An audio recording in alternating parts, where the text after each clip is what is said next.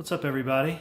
Today we're going to do a test of the Panasonic Lumix S1's autofocus abilities with moving subjects.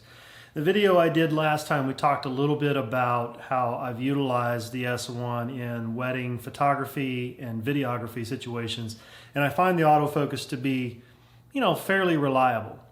That being said, it's not perfect. It does have downfalls.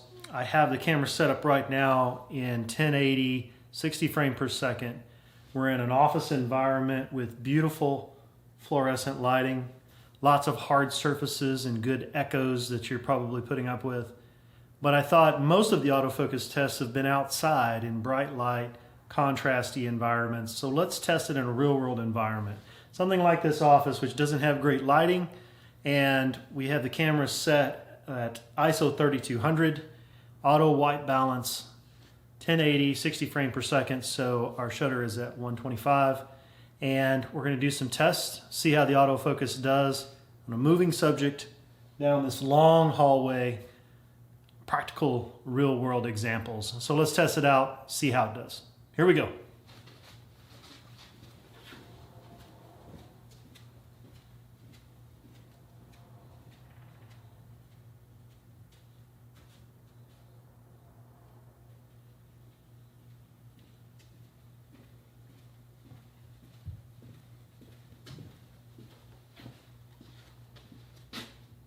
Probably as close as most anyone would be that's arm distance to the camera.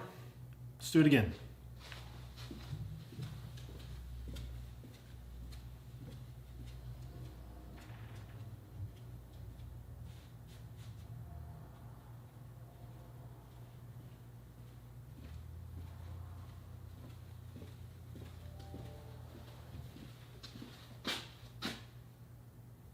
Arm distance again.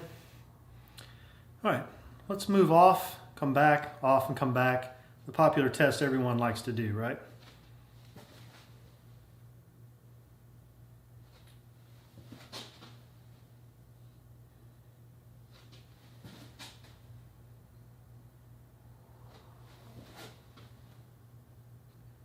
How about further away?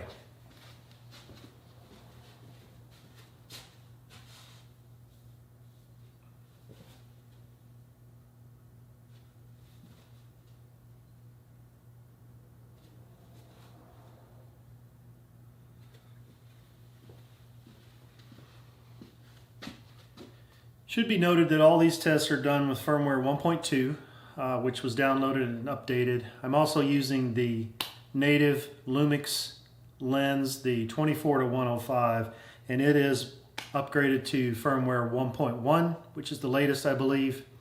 I haven't made any adjustments to the autofocus settings, so what you're seeing out of the camera right now is exactly stock settings with the eye detect autofocus. I have played around with the other autofocus modes.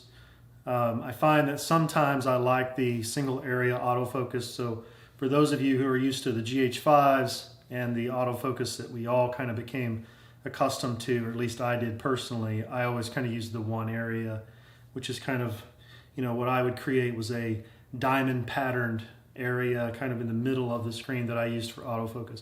I had played around with the eye tracking autofocus on the GH5 as well, but I didn't find it to be particularly reliable for what I was using it for.